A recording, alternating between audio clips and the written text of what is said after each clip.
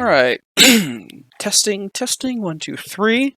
Checklist. So I've got bouncing on the mic. I'm sure I'm recording the infant hallway that I've got going on here. All right, let's make sure that I've got the doodle pad out. Oh, that's stuck in there. That can't be good.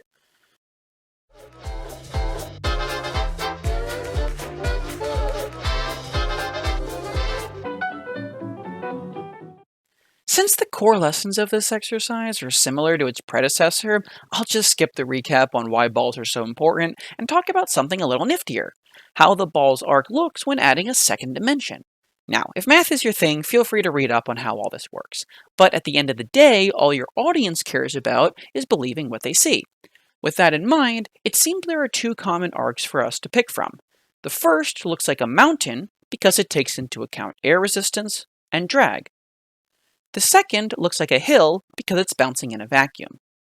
Whichever you use depends entirely on what looks best to you.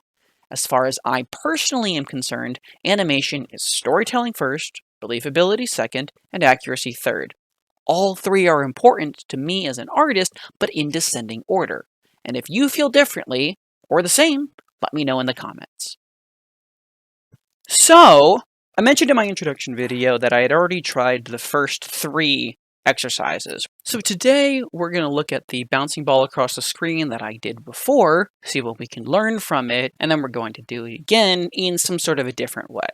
Man, I don't know why I'm clearing my throat so much. Maybe it's insecurity. Alright, so let's give this a play and see what we have to work with. Oh, wow, that actually came out kind of nicely. So I put the shelf here so that way it would justify that the ball would have some sort of starting to the momentum. And what I'm seeing here, it seems like it's kind of it bounces as if it's like a water-filled rubber ball, but then it rolls solid as though it was, I don't know, like a baseball. So I think what I want to do is I want to think really hard about the type of ball that I'm having bounce. And I think this time what I'm going to do is I'm going to draw out the arc, because I want to have the ball actually continue up, stop pointing at the screen with your pencil, point at the screen with your cursor. Right now it bounces da-doop, da-doop, da-doop, da-doop, da-doop, and then sort of rolls off the side. I'm going to find a way to give it a little bit more of a push and bounce off the side of the screen and then continue its roll in the other direction. So I'll have 2 bouncing, right? I'll have bouncing off of the bottom and then bouncing off of the side. Now I am going to go and cut this, double check that the audio is working, and then I'm going to start over. And it's working! Wonderful. Alright, let's get this party started.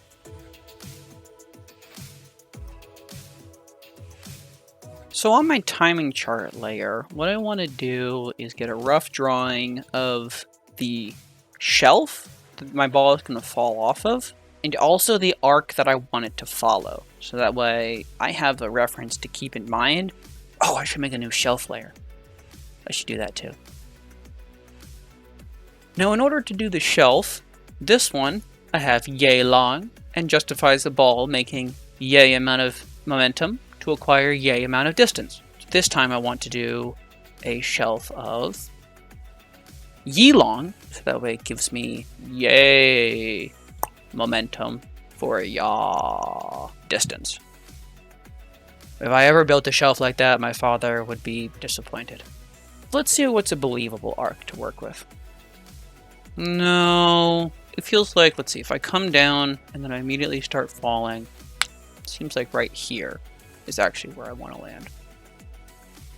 And that's really just a feeling based off of how I imagine that the ball is going to curve, how much speed I'm predicting that it's going to have fall off. I could be completely off the mark and have to adjust all that later. No, it's not going to hop like straight up. You know, I'm not going to end up here because we're dropping this way, which means that V is going to bring us, it has to be an not equidistant V, symmetrical. It has to be a symmetrical V. Here's my mirror line, close enough. This one is at this 45-degree angle, so this has to be at this definitely 45-degree angle. I can't have it bounce straight up. So originally I had imagined that the ball was going to be coming down when it hit the wall, and then bounce off, and then bounce up towards here. Obviously, it didn't work out that way. So now what I've got is the ball comes up, bounces off this way to make its way across to the other side. But it can't go that high. Oh, you know, I wonder if this might work out. So if this wall wasn't here, what would the ball do? Now, let's take this. Boom. And there we have our arc. Now, energy does go into the wall, so it's going to lose energy in some capacity. Obviously, the energy that it loses is vertical. The question here is, does it also now lose horizontal energy? Because when the ball hits the floor, it loses vertical energy and doesn't go up as high. But the same thing is true if I take that and I turn it.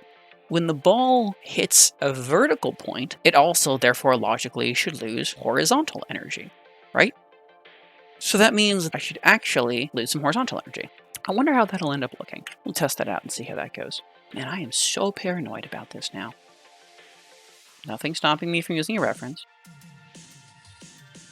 I don't like that. I don't like the fact that this feels like it's only covering this quarter. It makes sense logically that it would only cover that quarter because it's half of each both distance and height. Maybe the problem is that I need to be going like that. I've been told that animation is more about believability than it is realism, and that just feels more believable to me. And then we'll do one last hop before we roll along. You know, I wonder if I had thought about it, because I used this mirror in order to get this arc. Do I want to create the arc, squash it, and then mirror it over to the other side?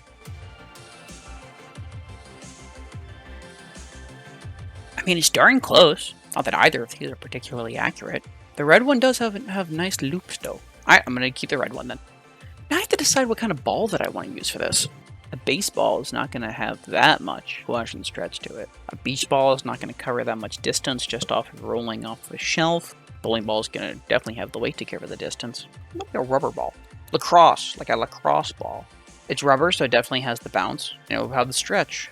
But it's solid, so it justifies when it's rolling that it rolls as a sphere or as a circle and not as an oval, like a water balloon or something would. Fuck it, let's try that. So we have the roll from here to here, where it's going to be building up momentum. Then we have each of the separate arcs. And it's going to continue, so it's going to slowly build momentum as we make our way down. It's going to continue building momentum, so I am going to have increased distance here.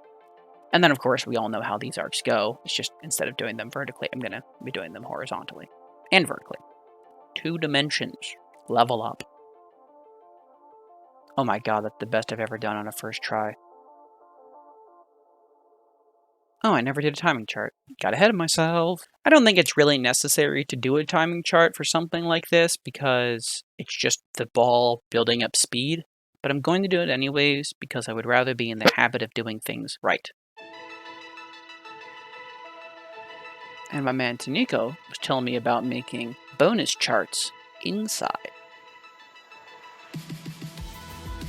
If I had a separate person that was doing all my in-betweens, they would appreciate this.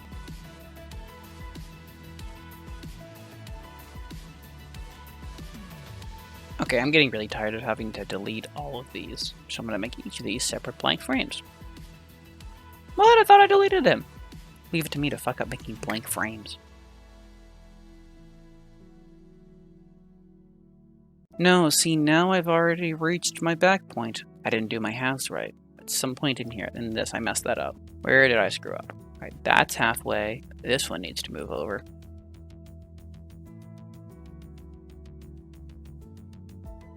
I was just starting to think that I was making progress on circles, and then I made it almost square. Alright, let's see if that's believable. Oh, that is so not believable in the slightest. That sucker is zooming. Let's double all the frames.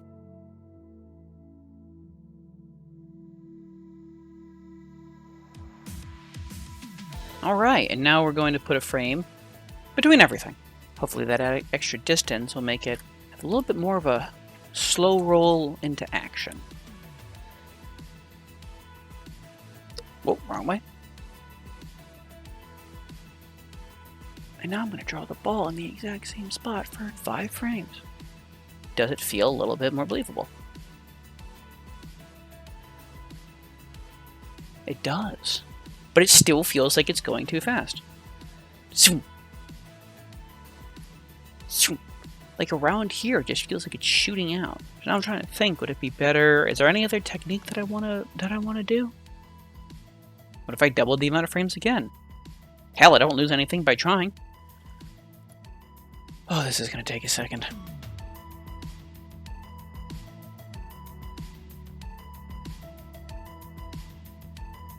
I'm sure there's somewhere in the auto settings that I can go to turn off this automatic frame creation that it does. I know it's doing it for convenience, but really it's just getting in the way. Alright. Now let's just go make more circles. It's just circles all the way down. Huh. So now I'm getting that equidistance that I had before. The logical conclusion would just be to delete this one then. Let's just get rid of this, and then carry on. Oh. It looks like I'm going to... No, it's fine. Is it? So this Venn diagram is halfway through this, halfway through this. This Venn diagram is also halfway through this, halfway through this. If I go half too many times, I start getting copies. Why is that? That's really weird. Maybe it won't be a problem.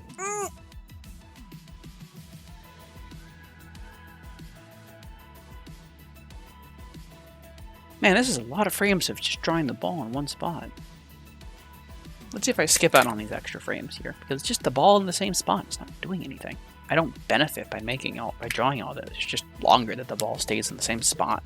All right, here's hoping.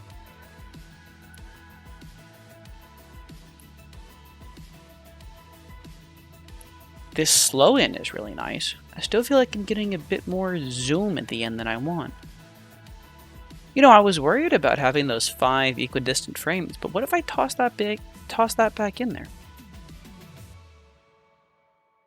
Does that fix the problem? Does that fix my zoomies problem? Holy shit, it does. Oh, I should have just gone with my gut. Oh, no, not with my gut. I went with my gut. I should have gone with my math. Should have gone with the science. That's just so smooth. Great. Okay, so that's my first half. And that covered half of the frames I gave myself. Alright, so that put me at 33. So your boy's going to be going off to easily over 200.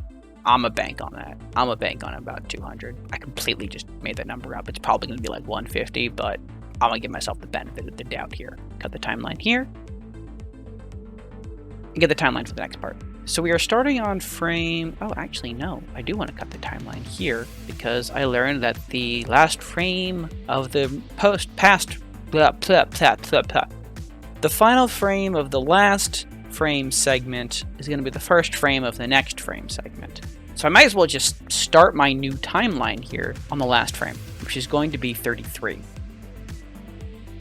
So now we have our first arc, which is going to bring us to... Oh, I should copy paste this. And I did it on the right frame. I'm learning.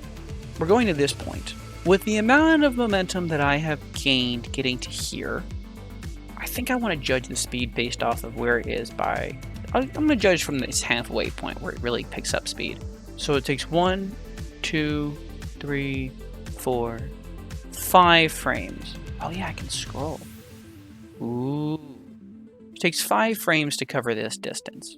Let's see if it feels right if I cover 5 frames to cover the next distance. Now I know doing this equal halfway point didn't exactly work. I ended up kind of having this thirds or fifths type situation going here at the end, but I do remember doing my arcs with equal halves. Worked out really well when I did the bouncing ball in place. I'm going to fall back on what I know. There's a lot that I can change to make this fall believable. I can change the amount of frames it takes to get somewhere. I can change the difference in distance that the ball travels within each frame. And so I'm just going to try things out as I feel them. And hopefully I'll get it right. Oh, this is interesting. I have a copy. Shit, how does that copy affect? Wow. Choo! Happy accident here. I think I'm going to keep the copy. Nobody but everybody has to know.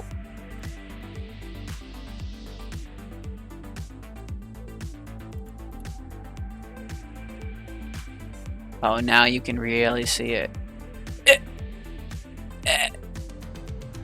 Oh, that's obnoxious. Okay.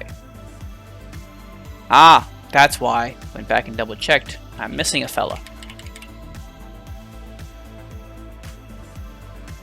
Alright, does that fix that problem? It does. Beautiful. Glad I caught that. No, I wanted a 4, not a 9. Okay, why is it doing that? Oh, you're just fucking with me. Okay. Okay, I see how it is. Got a little bit of personality. I can respect that. You know what I didn't think about? Squash and stretch doesn't only just apply to the ball in midair. When it's rolling, it might actually have a little bit of that too. It's probably not going to have as much though, because as the ball rolls, it's also being resisted by the surface that it's rolling on. You know, if you take a piece of Play-Doh, right, roll it into a sphere, and rolled it down the surface on a slant, would it squash? I think it would a little bit.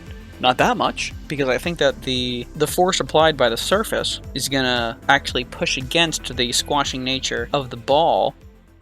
Let's think. Yeah, I think that the surface is going to push against the squashing nature of the ball as it's moving through and actually form it against being a cylinder back into a sphere. So it's going to be like two opposite forces playing against each other. We have the momentum that is squashing the ball and the resistance of the surface that is actually pressing it back into a sphere. Meaning that it is going to squash a little bit, but not that much.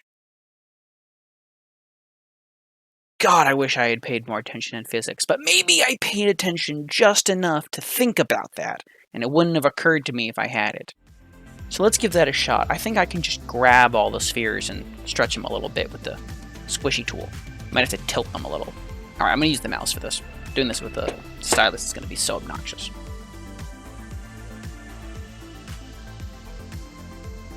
I need a visual for this. I can't just imagine it. I'm going to use my trusty line tool and make a visual for myself. So right now, the ball is following this. And now what I want it to do is to squash a little bit and follow this. Or for that to be believable, I need it to follow this line.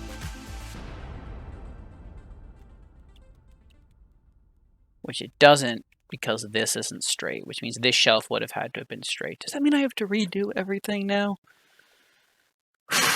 Yeah, I guess I should have just made it a solid bench from the beginning. Alright, I'm not going to force you guys to watch that. I am going to take the time and redo this with a decent shelf, so that way all of this makes sense.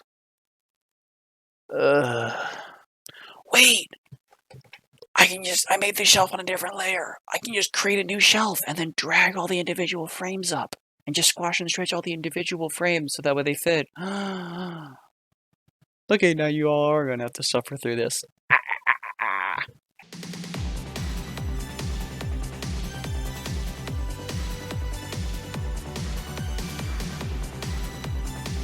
Man, has the ball started moving yet? Alright, there we go, finally.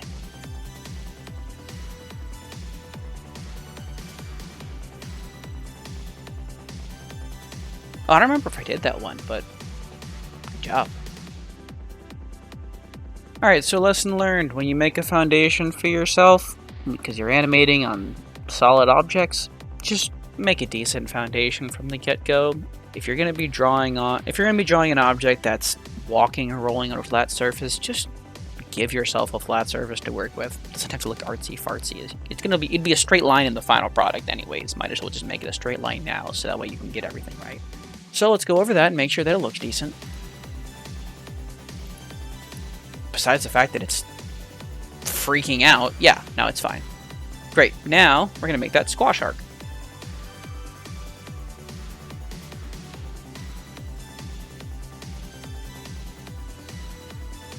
Man, I can hear my background music playing in my head.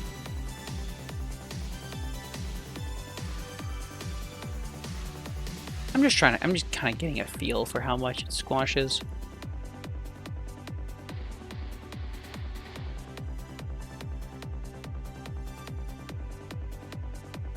All right, what does that look like? Oh, that's exactly what I wanted. Oh, that really gives that sense of speed picking up. So I was right. Squash and stretch does apply at any point that the object is moving, regardless of what it's touching. Now, I'm gonna go pee. Thanks for watching, and if you're curious where we end up, subscribe for more and toss in a bell. If you learned something or had a giggle, show it with a like. Don't forget to send your take on this exercise to crowgetslearned@gmail.com, and this week we honor Dan Beardshaw, the artist who gave me a little perspective.